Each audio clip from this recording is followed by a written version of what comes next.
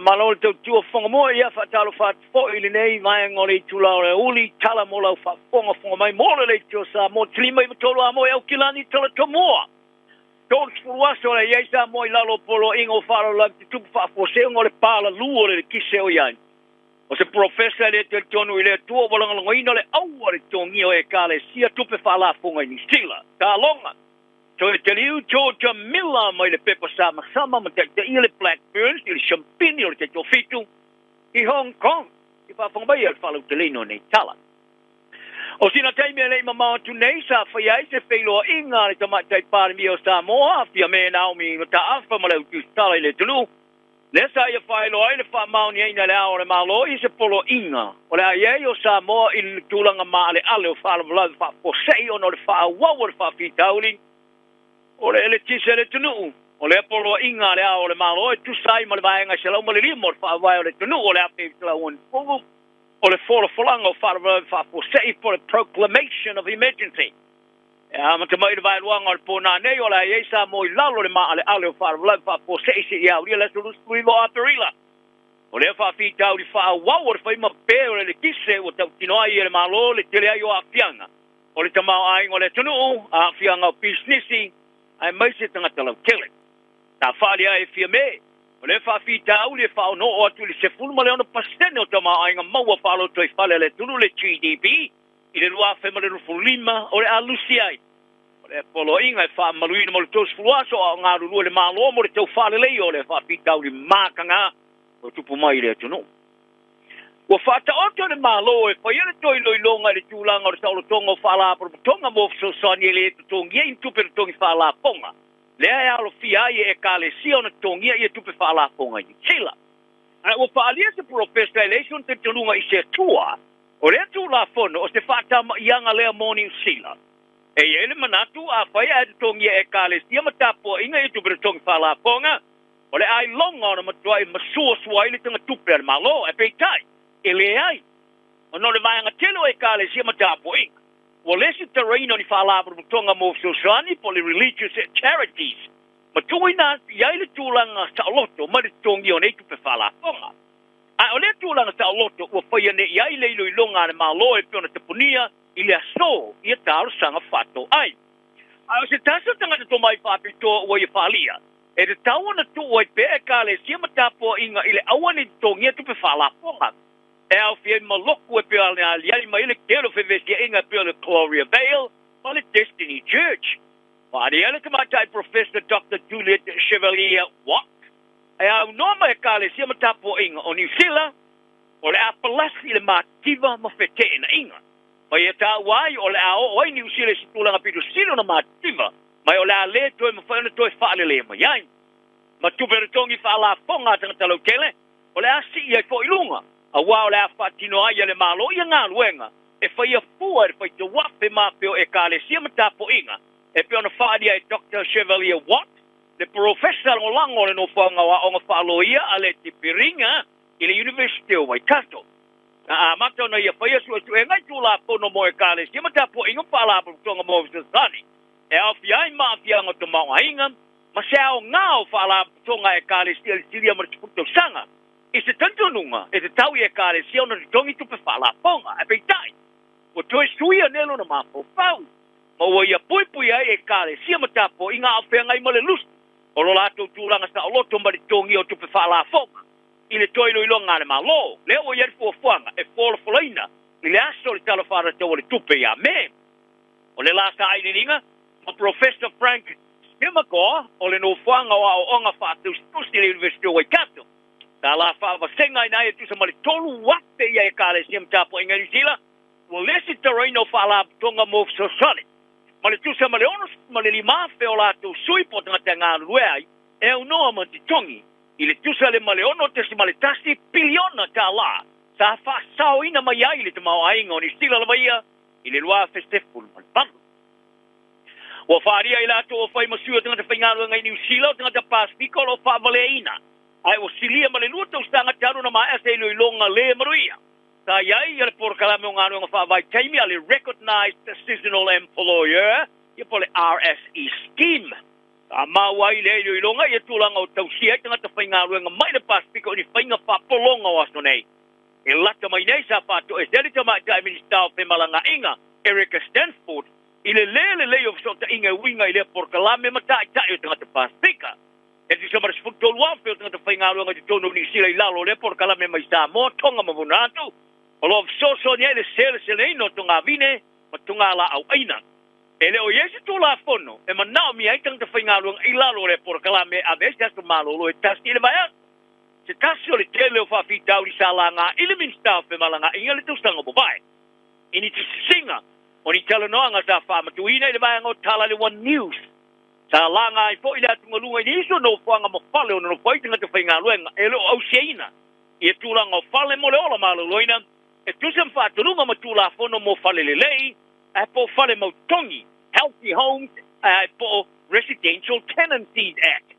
O ia vaenga e lo mo mi nei lalo tula fono o ia nei e ulafa. O tongi o fale e sau mai tongi o tanga te whainga luenga. O ni isa tanga te whainga luenga sa la tu longo i le One News. O le o ila tuan whaatanga te whaatun tonu Robert. Ai o tanga te ola. E la tu ke mo mi e fo yasto malo lo e ave o no le whainga tau ngā luenga. Ai o te mene ua whaari e whaatonu o le ofitalo ia le Pacific Legal Research Mall. O te ngata whainga runga whawai tengi o no nofula mai no whanga e lele tūlanga o iai. Mai matua i le tali aina. O le sui o Komiti Pasifika e whonu whātono Union whātono inga ia nia pātoi. Ta ia longo ai le televise. E ro te tonu to telo te ngata ki witali aina nei whainga. E mai te wheo mai o te ngata whainga runga no whai whare pū mo mo. O le tausanga e rua whema le rufululua sa mau e le komisio i ar tau o te ngata i whamauninga ma mori mau. O te ngata whainga runga whawai tengi o no nofo wheo mai tono potu. Sa longo ia Professor Gail Paterico i le One News. Sa la tō mawaina mo ni mau o te ngata whainga runga i nofo i whaleleanga. Pari mata upu i tongi o whale ele tar whenga iai. Wa se tasto mata upu o te potu e tasi. Sa no nofo atu ai lava i leo le tō whiki te ngata e wha auki o fiai. O ia sa au fiai te ngata tā paina le malo e whana tinaki o na whai te whō i le whawhi tauli. Pari e small, le whātono le ofitalo ia le Pacific Legal, e ulava ua whaafia o no longoina i lātou e whainga malo SS. O le rā tili vaina whātino i ongo i loilonga te tasi, a e leo kai o no whātinoa, i ngā ioinga mau tū. O leo la ngā lava e māsani ai o tue te liu nei tonga mai fōringa mai e leini meo whāleanga ina e mai ai o le māpui e mālosi sa lulu le mameau nei. O le māpui e fitu le mālosi sa lulu le luas minute e te ai le tasi le mameau. E o ngā tonu le fitu ma le iwa ki ruka mita e saute te stai o hangai, tasi o moto hapai. O whai loilo ngā lulolo ma la tainga sa whaamatuina ma tāpai tangata o e o ino whanga maulununga.